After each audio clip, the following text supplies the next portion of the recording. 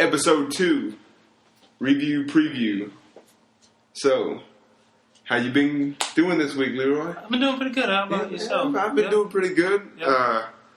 I haven't really got to catch anything. It's been a pretty busy week, but with work and everything, it's been busy at night. It's been a pretty hectic week. Yeah, surprisingly, I did catch this movie called Snitch with The Rock, and I can't remember Susan Sarandon. Mm-hmm. She's on there, and if you watch The Walking Dead, the guy that played Shane is on there. That was actually one of the big reasons I wanted to see it, was because Shane was on there.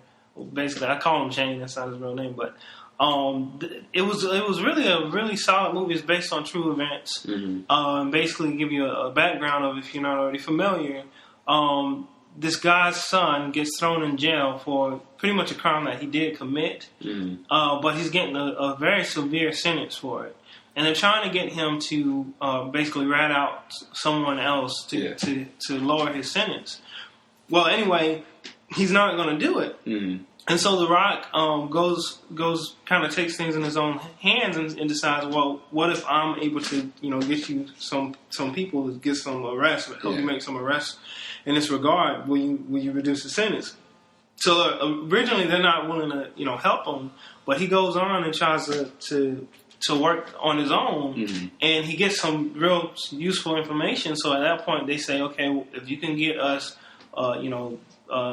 this particular drug, dealer, get him caught in the act, will reduce your son's sentence to pretty much a year time. So he would pretty much serve only another 6 months in jail. Well, anyway, the story kind of, goes on, and it gets more and more deep from that. And I don't want to ruin the story because it really is a very well done movie. But I love the acting. It really felt like, okay, this is actually happening right in front of me. Now, here's what I've heard about Snitch. That it was more of a... Actually, surprisingly, it was more of a drama versus an action movie. Now, I heard there was a big action sequence at the end, but... Well, I'll admit, there's something that actually surprised me was seeing The Rock play this kind of character. If you've ever seen Walking Tall, that's the only other movie I've seen him do that was based on true events. And he did such a great job. I think a lot of people said this is his best performance yet. And that's probably true, because I've never seen this side of him. He felt if you've seen him, he's this huge guy, and you could see him bench pressing a small town or something like that. Yeah. But the way he portrays this character, you begin to see him as just another person, somebody that really is mortal and can be harmed, and he's doing everything he can, but what he's doing isn't necessarily enough. Yeah. So he's doing the best he can, but you don't know how it's going to turn out. Yeah. And so I thought it was really well done. It wasn't like a big Hollywood, I'm going to beat up everyone kind of movie. It was one where it was like, this is a real man that's doing things that probably anyone would to try and help their child. And the way he responds to a lot of things, feels real. It feels like this is legitimate. Yeah. So, and as far as the action goes, when there is action, you won't be disappointed, but it'll feel like something that would happen in real life. This is how it would actually go down. It's not just a Hollywood thing that they put together. So that was really nice to see that. That's cool. That's cool. I didn't see anything, but we did actually. We got to see a little bit more of.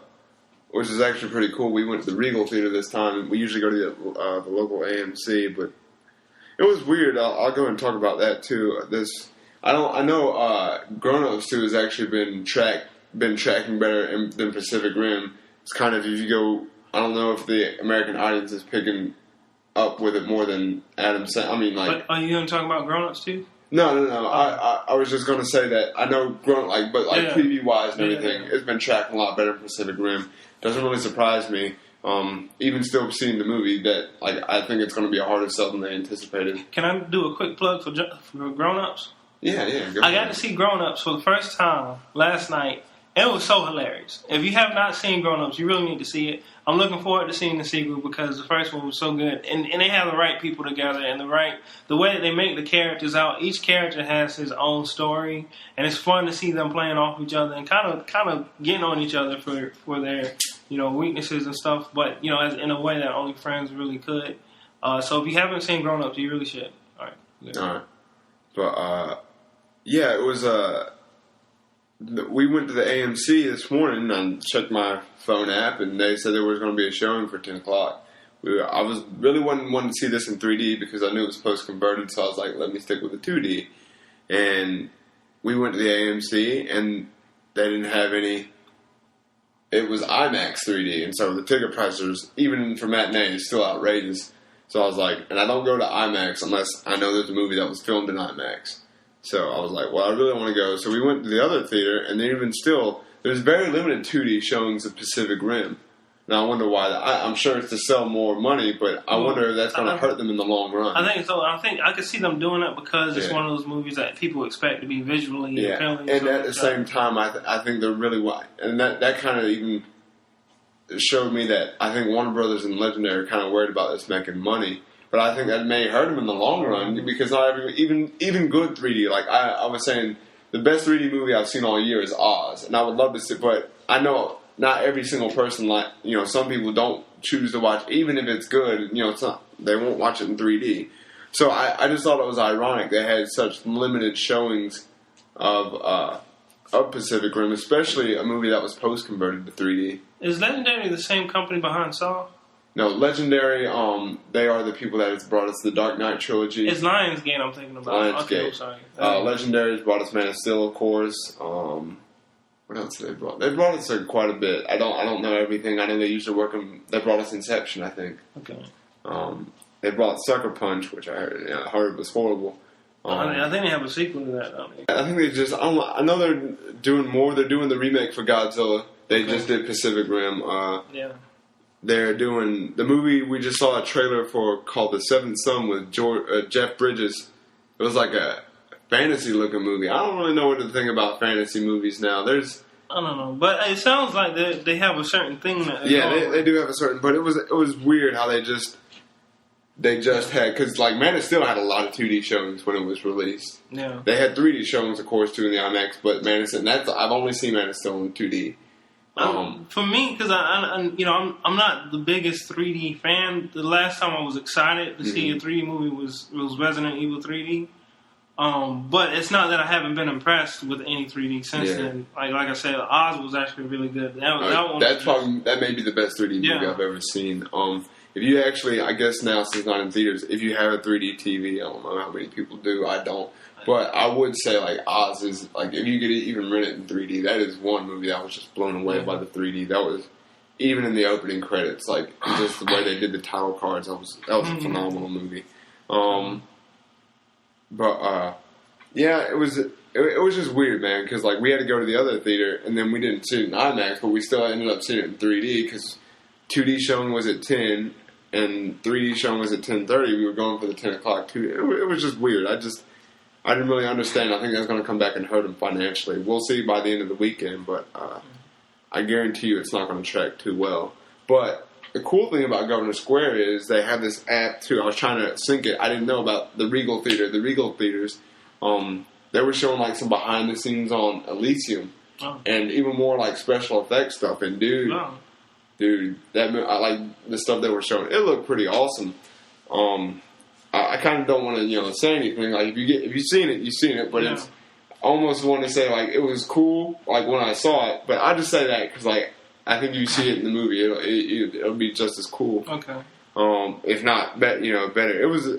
I'm really anticipating that movie now. Like, more and more, that Elysium, like what they were showing, it was really good. It was really cool. Like, I'm just like, dang, some of the stuff they could do with this movie, special effects wise. I'm pretty amped for that, and but yeah, it's just that movie looks. I'm still kind of nervous too. I'm nervous about every single movie that comes out this year, because even I guess like the one I'm not nervous about, even if it's just as good as The Hobbit, which wasn't as good as the first Lord of the Rings movies. Like, I'm not really nervous about that movie. I'll enjoy it. You're not nervous about what movie? The Hobbit part. Oh, The Hobbit part. I'm really just not. Yeah. Even if it's just as good as The Hobbit, which, like I said, was not as good and not even really comparably good to the Lord of the Rings trilogy. Yeah, the main thing I'm looking forward to is the dragon. Oh, the dragon and the Hobbit. Yeah. When does it come out? December 13th, I think. Okay. on 13th or 14th. What I'm really looking forward to is not so much a movie as it is a TV show. In August, the 27th, The Walking Dead Season 3 comes out. And I cannot wait because I haven't seen it yet. Everyone I've talked to has had great things to say about it. So I'm looking forwed to it. Yeah, I haven't. I watched up to Season 2. So when you buy Season 3, I'll watch it with you. Come on. Actually, speaking of TV shows, they showed which I really don't know what to think about it. It's a very awesome and intriguing idea. But, they're making a Marvel S.H.I.E.L.D. TV show based off the S.H.I.E.L.D. Oh, really? Yeah. And the guy who died in the Avengers. It'll be a prequel. Spoilers. Who hasn't seen the Avengers, really? Well, I just said the guy who died. You don't know. They don't know who I'll just say the guy who died. But it's considered a prequel, basically? No, I guess it's a sequel because somehow he's still alive. I guess they're going to have to explain that episode 1. I don't know how. All right. Well. I'm actually kind of glad because, he did bring, some stuff to the Marvel movies. He did, but I realized it's kind of like cheating. You keep bringing everyone back. Well, it takes the emotional weight, even though I didn't think it was that emotionally impactful. I know a lot of people are like, for Captain America, I felt for Captain America because, he really looked up to him and everything. But I'm not even going to lie. I think I laughed when he died. I feel bad, but I think I did laugh. And, my friends were like, what are you laughing at? I was like, it was just the way it was. That's so funny. I know, that's funny. But I am looking forward to that. If they can pull off the idea and make it as good as I hope it is, it could be really awesome. Okay. So, they didn't really show too much. It looks intriguing, though. It's going to be on ABC in the fall. They didn't say a release date or anything like that. But S.H.I.E.L.D. It could be good. It could be. Yeah. Who knows? I'll have to wait and see, I guess. Speaking of, if anyone's Blu-ray crazy, this is really awesome. Now, they're going to be an extremely limited release starting Comic-Con, which is, I think it's the 18th, which is starts on a Thursday or Wednesday. Check my days on that. But Fox is releasing 12 Blu-rays specific to Comic-Con. You can only buy them on the floor, or you can buy them on foxconnect.com, I want to say. It's really cool, artwork kind of. In fact, if I can pull it up, I know obviously y'all can't see, but if I can show you, you can tell the good people. It's gonna look cool. Oh, dude, I got to see the that 10 Blu-ray. Oh thing yeah, let's do a little Blu-ray segment. Cool. Yeah. They still have them out then, I take it. They do, but they were sold out of Pitch Black, which is the only one I really wanted to buy. If you haven't been to your Walmart, if you haven't been to your FYE or Sam Goody, maybe Best Buy I think Best Buy is carrying them too. They have these limited edition 10 Blu-ray steel case Blu-rays. They're really cool, especially if you haven't got them. Some of them have this fancy comic book artwork. It does look kind of like comic booky, but almost dramatically, in a comic book kind of way. It's really cool. It's a lot cooler than you described it because it's kind of hard to picture it when somebody just describing it to you. Yeah, but when you see it, it's wow, that's actually really cool. What did they have? Hellboy 2, Pitch Black, Chronicles of Riddick. Yeah, Chronicles look pretty sick. I wanted to see what Pitch Black looked like, but they didn't have it. Huh. They had Batman and Batman Returns. Yeah, but those weren't those were just straight books. Now they do have some in steel, but some of those cases were actually pretty cool. Yeah. Some of them are the exact just rip-off of the original artwork they had for the original Blu-rays. Hold on, folks. Sorry, I have a slow phone, and I'm slow at typing on my phone, so... Right. But they look really neat. Yeah. And it was a good deal. What was it, $11? I think it's $11.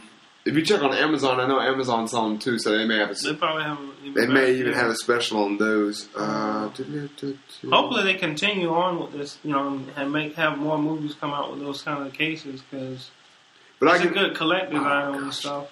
I can go ahead and mention the movies they have before I show you these pictures. I'll pull up in my history.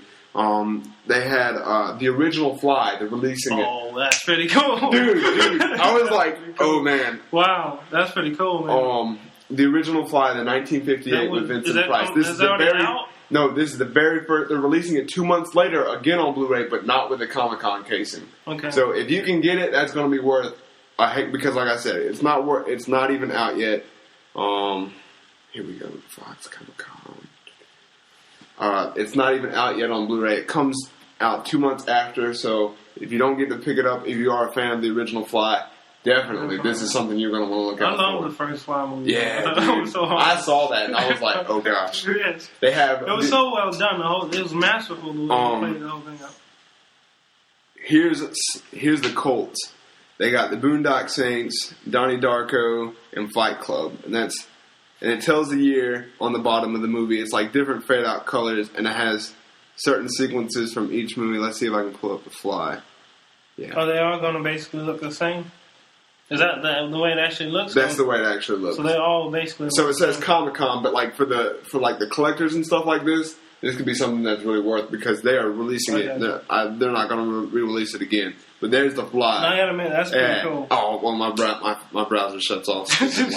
like I said, my phone is horrible. But man, that's. Yeah. It's simple, but it's something that if you respect, if you respect, especially the material in the movie, it's something. If you're a huge fan, like I said, The Fly. When I saw that, I'm literally gonna have my phone by me because I'm probably gonna pick up that Comic-Con edition of The Fly. Yeah. Sorry, there. Another little break. My computer's going crazy. But I was also gonna say, for the sci-fi cult classics, they have The Fly.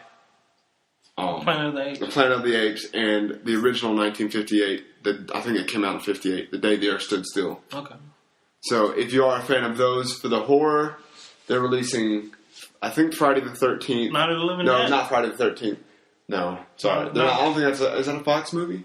Oh, probably not. It's the Silence of the Lambs. Okay, that's cool. What's the Chucky? Child's Play. The original Child's Play. And it's something else. I hadn't seen that in so long since I was a kid. Yeah, I don't think that movie really holds up all that well. I mean, I realize it's got a lot of fans, but it's so creepy. Gosh, I can't remember the other horror movie.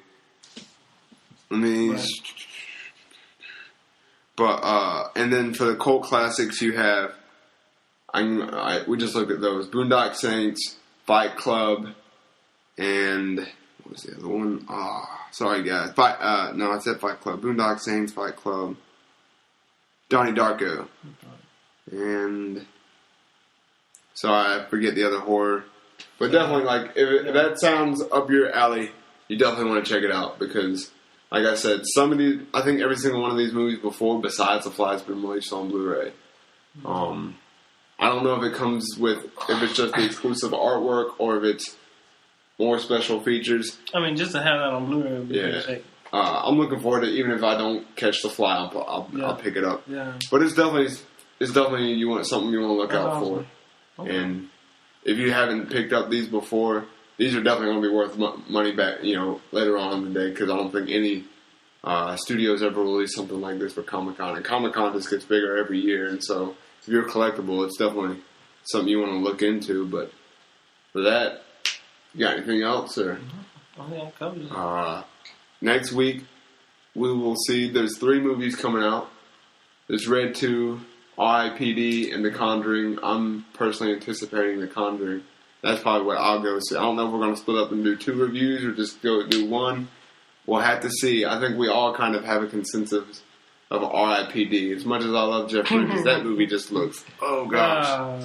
And it's painful watching the trailer. I feel bad for Jeff. Like, that's why it hurts me to watch the R.I.P.D. I'm just like, I'm sorry, Jeff, man. Why did you do this? I mean, he must have owed a favor to somebody or something. He must or have. lost a bet or something. He must have. Because, like, I'm a huge Jeff Bridges, and every time I see him on it kind of like, I have to shed a tear, man. Ryan, I kind of expect. Yeah, I expect that from Ryan Gosling. I kind of expect that. But it just looks...